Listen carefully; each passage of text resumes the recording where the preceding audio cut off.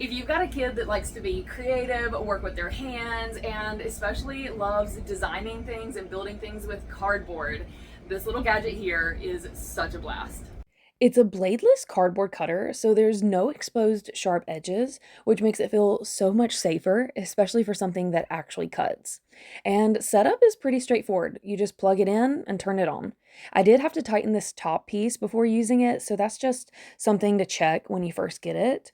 It cuts from one side, so there's a little bit of a learning curve figuring out how to guide it, especially for younger kids, but it can cut through cardboard and paper up to about this thickness, so it works well for boxes, craft paper, and simple builds.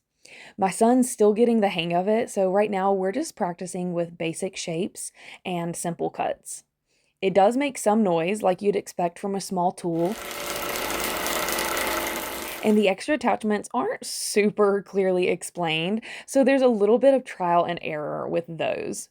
But all in all, my son really loves it, and he loves this little drawer that catches all the cardboard shreds, which kind of turns into its own little sensory thing or material for other fun projects.